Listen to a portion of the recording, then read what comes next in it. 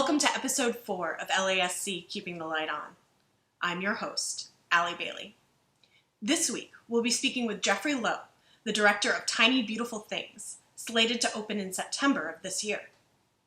Hello, Jeffrey. Thank you so much for joining us. It's wonderful to get an opportunity to speak with you. Hi. What have you been up to during these unprecedented times we find ourselves in? I've tried to take the opportunity to just, rest, to read more, watch more films that, I have a big backlog of films, as well as books, and play games and try to catch up with different relationships with different people. And I think that for me, one of the things that I used to say in my busiest times was, in order to create art that reflected the world around us, we needed to live life. And I would get worried sometimes that if any of us got too busy in our artistic lives, then, the only show we would be qualified to do would be Noises Off, right? Like we wouldn't be able to really present life as it is if we weren't living it. So I think that I'm trying to take this time as a forced reset of sorts, and hopefully if and when we come out of the other side of this, we're able to all as people be in a better spot. I noticed on Facebook that you're having a virtual birthday celebration this month to benefit Bay Area theater companies, including Los Altos. Can you tell us a little bit more about your project? I'm having a virtual birthday party. So there was a point in the shelter in place where it really occurred to me that my birthday on May 22nd was going to be sheltered in place, and that I wasn't going to be able to, see anybody or celebrate the way that we would like to celebrate a birthday. And it occurred to me that, there is a way that I could try to use my birthday as a way to gather people together virtually, and also combine this aspect of helping organizations and people in need. So I commissioned. 7 writers volunteered. I didn't pay. Nobody's making any money off of this, but myself and 6 other writers, we wrote plays that are set in the digital world.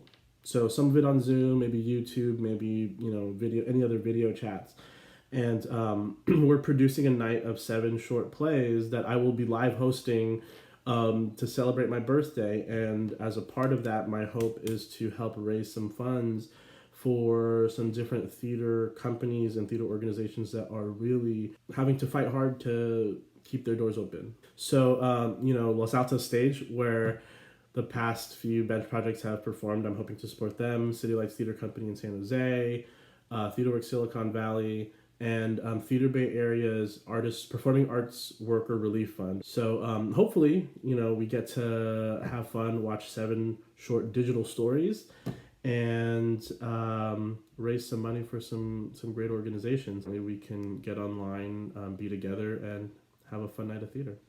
Let's talk about Tiny Beautiful Things. What attracted you to this show at LASC?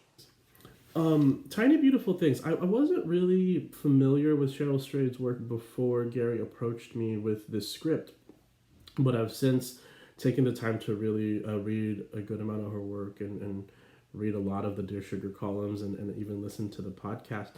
And what's really attracted me to the show is, and what's interesting is I think that this feeling is even more important to me during the pandemic.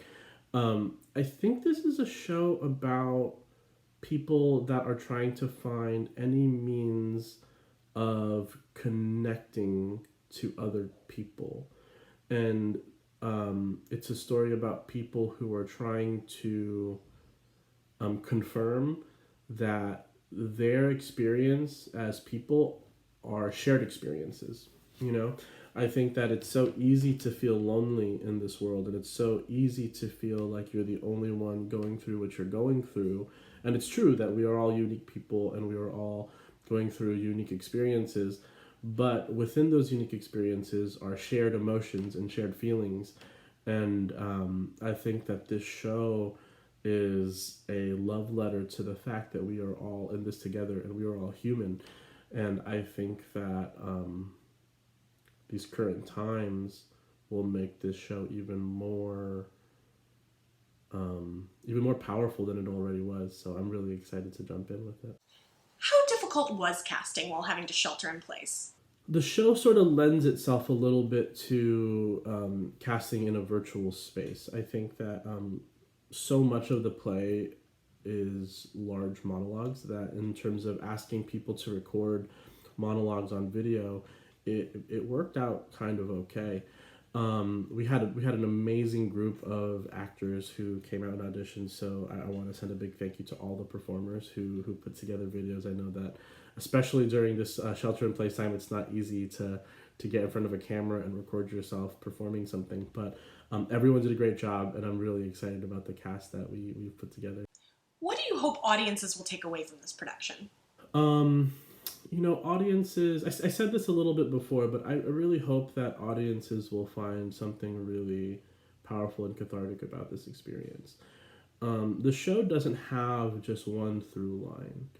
Exactly. It has multiple stories that are all sort of woven together, and my hope is that everyone in the audience will both relate directly to at least one of these portions of the play, and for the other portions of the play, I hope that they find some sort of connection and some sort of understanding about other worlds, other experiences, other people.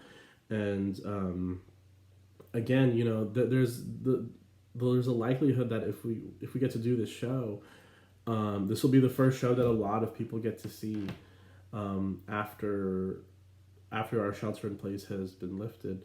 And I hope that this experience about human connection will feel powerful and cathartic and feel like just the right ticket of what we need right now in the world.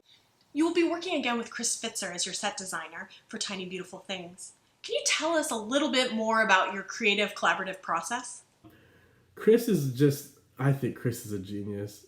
He is so smart and so creative, and I think that both what Chris and I share is this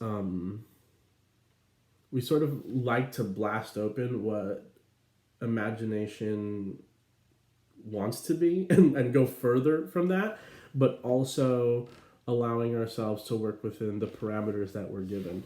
I think that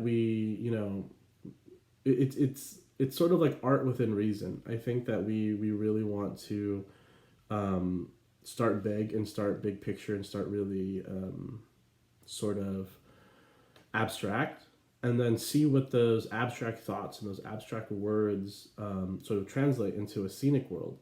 And then as Chris comes up with different scenic ideas, then it really helps me to play with, okay, well, that scene could be there, and when we start to emotionally shift, it'd be really interesting if we started to move over to a different part of the stage, or we started to move up on the stage. And Chris and I, we both have a great respect for each other, and I think that we've started to build a nice idea of what the other enjoys and what kind of things will help the other person.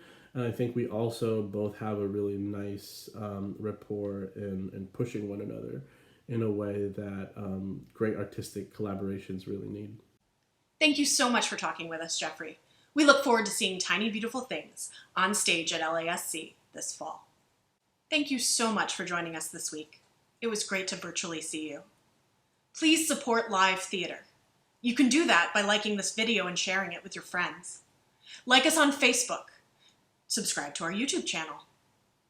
And if you're able, please go to our website, www.losaltosstage.org, and click on the donate button. Any amount is greatly appreciated.